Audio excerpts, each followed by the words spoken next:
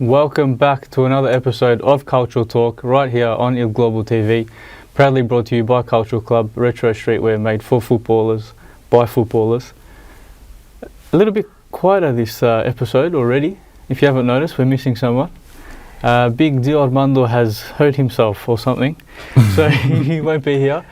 I think he's getting old and might have to change his nickname to Nonno Armando, I think, slowly, even though he'd probably hate to admit it.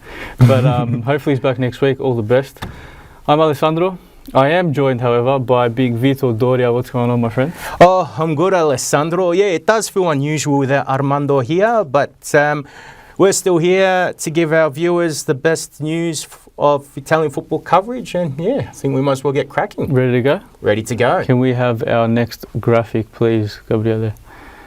Yes, so Paul Pogba, he reached a 4-year ban, and that's for the drugs saga that we had discussed. He had done a test after the Udinese Juve game in the first round, and now, yeah, it looks like a 4-year ban, and now he's 30 years old, so it could be... Is it the end? Yeah, I think so. I think even at Manchester United, before his injuries, he showed consistency issues. And since he's returned to Juve, he just hasn't been able to get his body right. I agree. I think, I don't know, it'll, if anything, it'll test his character. I think we'll see the sort of person he really is. 4 years is a long time without playing football. Yeah. But, I mean, he's a professional footballer. He does have the right people around him. Hopefully, and who knows? Like it might not be at the top level. No. But maybe he'd play Serie B. I don't know. But hopefully, you know, it's sad to see, and obviously he's done something wrong to deserve this, as we know. We've discussed in past episodes. But yeah, hopefully it's not the end, because what a crappy way to finish your career. Well, it'd be a shame. I mean, I think Pogba's one of those players that's polarised opinions, but on his day, he was a very good ball-winning midfielder. He's someone that can perform those party tricks or long-range passes. And especially in his first stint at Juve, he scored some absolute bangers. His volleys and long-range shots, they were fantastic. Not only that, I think because of his inconsistencies at club level, I think a lot of people forget what he's done for France, for the under-20 team when they won the World Cup in 2013. Very true, very true. And also when France have been at the major tournaments. Like he actually played well at the 2018 World Cup and did good in the final. A lot of people forget that. And although at Euro 2020, Le Bleu got knocked out early, they were looking good early on, and Pogba was playing well. He was really bossing the midfield in some games. So I think, yeah, it's a sad way to end his career. And even if he does get suspended for 4 years and he somehow returns, yeah, even if it's not like a lower division Europe, maybe he'll be like everyone else and play overseas for big bucks. So yeah, we'll see what happens there. It is sad, but look, to be honest, when this first came up, I was in complete shock. I couldn't believe it. More so because I just thought, why? Just why? Yeah, you know what true. I mean? But obviously, after going through the process, it's pretty much confirmed. So yeah, 4 years without football, sad way to end it. Hopefully it's not the end, but yeah. What do you think? What do we got next? Well, to end the show, we've got a bit of a discussion about Stefano Pioli, the AC Milan coach. So when they were doing well and they won the Scudetto in 2021-22, people were saying that Pioli was on fire, but it looks like he could be fired. That is an unbelievable graphic, by the way. Oh. How good that? Yeah. Credit to Ben, our graphics expert, for that. That was stupendous. But yeah, look, with Pioli, I gotta say, I think it could be possible that maybe Scaroni and Cardinale might have to consider pulling the plug on Pioli after 4 years in charge. And credit to him, it's not like he's had a bad tenure at all. They have won the Scudetto.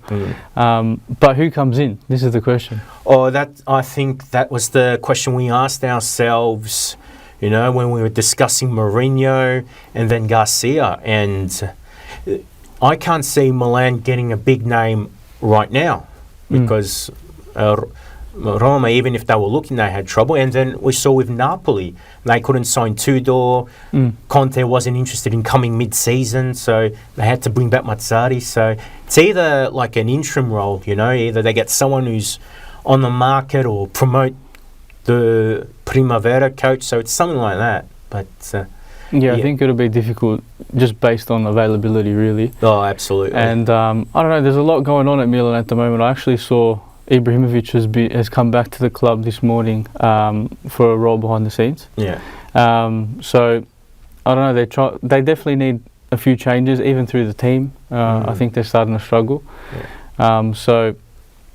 I don't know. The thing is, who do you get? Like we always, we can say this as much as we like, but at the end of the day, we can name 10 managers, but who's actually available? That's true, and no one who would be available would be really outstanding. No one sticks out, definitely. Nobody sticks out. But that being said, I think Pioli sort of running out of ideas, and throughout his career I've noticed that when his teams play the best, they play in a 4-3-3 formation, and he needs his best players available. I think when he loses key players, he either changes his formation or style, and you feel that sometimes he tries to fit square pegs into round holes, and it doesn't quite work out. Do you think maybe he's been overachieving? Oh, I think with the Scudetto I have. I mean, before he got the Milan job, I never thought of Pioli as a Scudetto winning coach. He was always the kind of guy that would last a year or two in a job, sort of get things done in the dressing room, build that rapport with the players, keep things fairly simple with his formation and game plan, but to sort of take a team to the next level, I didn't think that was part of his repertoire. Well, unfortunately, I'm friends with a few Milan fans. Nah, joking. But their take on it is pretty similar to what we've discussed. I think they're a little bit over the staleness. Obviously, there's some question marks around his decision making in pressured moments. So, coming from the Milan fans, well, the ones I know anyway, they're ready for a change. So yeah. And another point, we talk about potential candidates. I think this is more just on social media, like, X/Twitter, Facebook, you name it, the fans. I think the romantic option for them is Roberto De Zerbi, who's at Brighton, but he's doing so well there. Why would he leave? The money in the Premier League is astronomical, so I can't see him coming back to Italy, even if it's for someone of the stature of AC Milan. I don't think these days Milan are prepared to spend lavishly like they did years ago. And another point about the coaching situation is that only Ismail Bennacer has returned recently from injury. And, with him fit, he might make a difference. But they've had so many new signings come in. So things look good at the start. But I think now it shows that with the injuries they've had, especially in defence, there are a few issues. And it's like when plan A works, that's great. But there isn't like a clear plan B or plan C to sort of fill up any gaps or atone for any issues tactically. Yeah, totally agree. I think De Zerbi would be the fairy tale option, but why would he leave? That's number one. Yeah. Number two, I don't know, is Milan that appealing to go to these days? No, this is not the Milan of 20 to 30 years ago. Totally different times. I mean, in those days, Serie A was the best league in the world. So, and the late Silvio Berlusconi was pouring in money left, right and centre. So they had the best team in the world at the time. But now they're nowhere near that crown where they were, or title. And Cardinale, he's not someone who's going to spend recklessly on big names. I think they've got a project where they stick to a budget and buy players of a certain market value. Well, what do you think? Yeah, it went through pretty quick, but lots to talk about. It was actually quite enjoyable. It was. All right, time to wrap it up. So from Alessandro and Vito, thank you very much for joining us. We'll see you next week. See you next week.